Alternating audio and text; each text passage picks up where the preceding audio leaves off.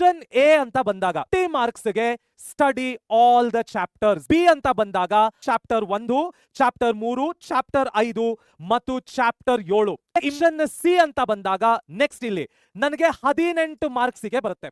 ಇಲ್ಲಿ ನಾನು ಏನು ಓದ್ಕೊಳ್ಬೇಕು? ಚಾಪ್ಟರ್ 1 ನಲ್ಲಿ ಆವರೇಜ್ ಪೀರಿಯಡ್ ಮೆಥಡ್, ನೆಕ್ಸ್ಟ್ ಅದೇ ಚಾಪ್ಟರ್ 1 ನಲ್ಲಿ product method, P&L appropriation method, ಅದಾದ್ಮೇಲೆ guarantee of profit method important. 7 ನಲ್ಲಿ ನಾನು P&L ಸ್ಟೇಟ್ಮೆಂಟ್ ಅನ್ನ ಮತ್ತು ಬ್ಯಾಲೆನ್ಸ್ ಶೀಟ್, ಇದರಲ್ಲಿ ನನಗೆ ಒಂದು ಕ್ವೆಶ್ಚನ್, ಇದರಲ್ಲಿ ನನಗೆ ಒಂದು ಕ್ವೆಶ್ಚನ್. ಚಾಪ್ಟರ್ 3ರಲ್ಲಿ ಕಂಪಲ್ಸರಿಯಾಗಿ ಡೆತ್ ಆಫ್ ಅ ಪಾರ್ಟ್ನರ್. ಯಾಕೆಂದ್ರೆ ಗೈನ್ ರೇಷಿಯೋದಲ್ಲಿ ನನಗೆ ಯಾವಾಗ್ಲೂ ಕೂಡ ಕನ್ಫ್ಯೂಷನ್ ಇದೆ. ಯಾಕೆ? ಅಡ್ಮಿಷನ್ ಕೊಟ್ರೆ ರಿಟೈರ್ಮೆಂಟ್ ಕೊಡಲ್ಲ, ರಿಟೈರ್ಮೆಂಟ್ ಕೊಟ್ರೆ ಅಡ್ಮಿಷನ್ ಕೊಡಲ್ಲ. ಸೊ ಈ ಕನ್ಫ್ಯೂಷನ್ ಎಲ್ರಿಗೂ ಕಾಮನ್. ಕಂಪಲ್ಸರಿಯಾಗಿ 3 ಕ್ವೆಶ್ಚನ್ ಬಂದೇ ಬರುತ್ತೆ. ಬ್ಯಾಕಪ್ ಏನ್ ಇಟ್ಕೊಳ್ಬೇಕು? ಚಾಪ್ಟರ್ 10 ಕ್ಯಾಶ್ ಫ್ಲೋ ಸ್ಟೇಟ್ಮೆಂಟ್ ಅನ್ನ ಬ್ಯಾಕಪ್ ಇಟ್ಕೊಳ್ಬೇಕು. ಸೆಕ್ಷನ್ ಡಿ ಅಲ್ಲಿ 12 ಮಾರ್ಕ್ಸ್ ಇಂಟು 3 ಕ್ವೆಶ್ಚನ್ಸ್, 36 ಮಾರ್ಕ್ಸ್ ಬರುತ್ತೆ. ಯಾವ್ದು ಓದ್ಕೋಬೇಕು?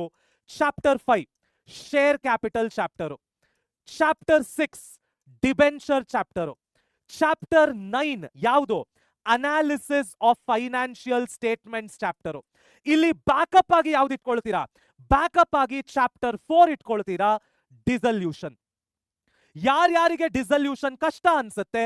Chapter 10 ratio analysis. ಇದನ್ನ ಬ್ಯಾಕಪ್ ಆಗಿ ಇಟ್ಕೊಳ್ಬೇಕು.